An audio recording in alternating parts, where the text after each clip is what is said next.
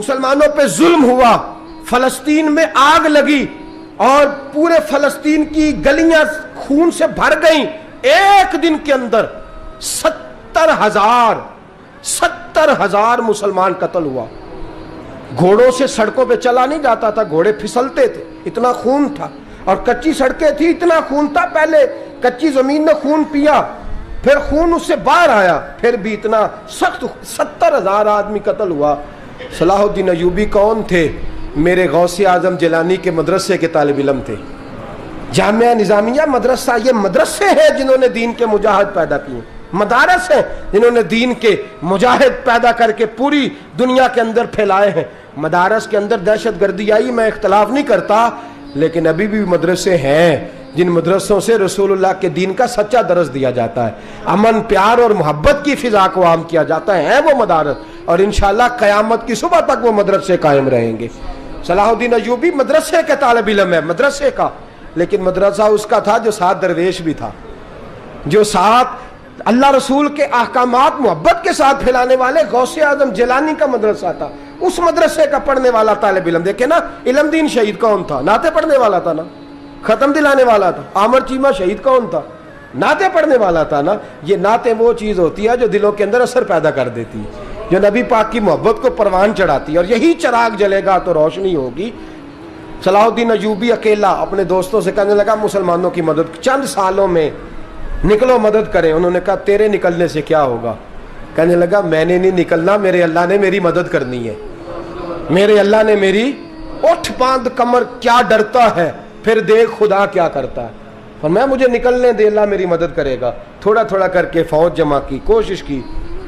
چند سالوں کے بعد اسی جگہ جہاں مسلمانوں کا خون بہا تھا، اللہ نے اسلام کا جھنڈا پھر سے بلند کر دیا۔ صلاح الدین ایوبی فاتح بن کے مسجد اقصیٰ کے دروازے پہ کھڑا ہے۔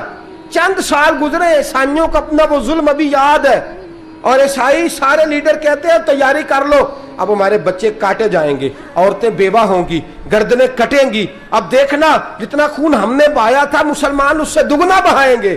صلاح الدین ایوبی گھوڑے پہ کھڑے ہیں اور پوچھتے ہیں او عیسائیوں بتاؤ تمہارے ساتھ کیا کروں؟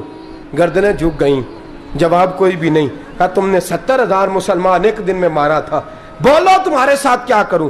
تم نے ایک دن میں مسلمان یوں کاٹے جیسے گاجر مولی کاٹی جاتی ہے، بولو کیا کروں؟ عیسائی کہنے لگے ہمیں اپنے ظلم یاد ہیں، تشدد یاد ہے، بربریت یاد ہے، تو بہتر جانتا ہے تو نے کیا کرنا ہے۔ صلاح الدین ایوبی گھوڑے پہ فاتح کھڑا ہے، آنکھوں میں آنسو آئے، تڑپ کے رویا، کہنے لگا میں تمہارے ساتھ وہی سلوک کروں گا جو میرے مصطفیٰ نے قریش مکہ کے ساتھ فرمایا تھا، لا تثریب علیکم، جاؤ تم پر کوئی زیادتی نہیں، جاؤ تم آزاد ہو۔ اس نے کہا تو کر کیا رہا ہے؟ کہنے لگا میں کیا کروں، میں اس محمد کا ماننے والا ہوں جس نے معاف کرنا سکھایا ہے صلی اللہ علیہ وسلم، میرے پیروں میں زنجیر ہے رسول اللہ کی غلامی کی، جاؤ تم آزاد ہو۔ اس نے کہا تم آزاد ہو، لوگوں نے کلمہ پڑھنا شروع کر دیا، اشہد ان لا الہ الا اللہ واشہد ان محمدً عبدہ۔ سارے قبیلے کے کچھ نہ کچھ لوگ مسلمان، ایک قبیلہ رہ گیا مسلمان ہی نہیں ہوتا۔ صلاح الدین ایوبی اپنے خیمے میں بیٹھے ہیں تو ایک بی بی آ گئی، اس قبیلے کا کوئی شخص مسلمان نہیں ہوتا۔ بی بی آئی، آ کے کہنے لگی میرے 4 بیٹے جنگ میں کھو گئے ہیں، چھوٹے چھوٹے بچے جنگ میں کھو گئے ہیں، مل نہیں رہے، فوجیوں کو حکم دے مجھے میرے بچے تلاش کر کے دیں۔ صلاح الدین ایوبی نے جھٹ پٹ سر پہ امامہ باندھا، نیزہ پکڑا، سینے بند باندھا، اپنے جبے کو سمیٹا اور باہر کہنے لگی تو کدھر جا رہا ہے؟ کہنے لگا میں خود تیرے بچے تلاش کر کے دوں گا۔ صلاح الدین چند سپاہی ساتھ ہیں، گلی گلی نکلے، گلی گلی، فجر کے نکلے، اثر ہو گئی، تھک گئے، 2 نمازیں صحرا میں پڑھی، جنگل کے اندر پہنچے تو ایک کونے میں 4 بچے ایک جگہ ڈرے اور سہمے ہوئے بیٹھے ملے۔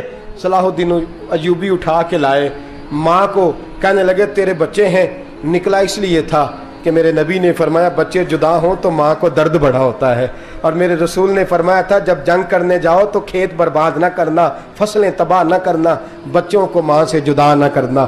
فرمایا میں سوچ رہا تھا تیرے بچے کہیں میری وجہ سے جدا ہو گئے تو مصطفیٰ کو جواب کیا دینا۔ فرمایا تیرے بچے ڈھونڈ کے لایا ہوں۔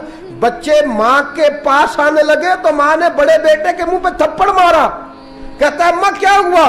کہنے لگی تو نے سنا نہیں کہ دشمن کے بچوں کی اتنی حفاظت کرتا ہے، میرے پاس نہ، جا اس کے قدموں میں بیٹھ جا. جس نبی کے غلام اتنے سچے ہیں وہ نبی کتنا سچا ہوگا, جس نبی کے نوکر اتنے کھڑے ہیں وہ نبی کتنا کھڑا ہوگا. جا کے کلمہ پڑھ لے میرے دوست. یہ اسلام ہے, اس نے غیروں کا درد بھی اپنے سینے میں رکھا.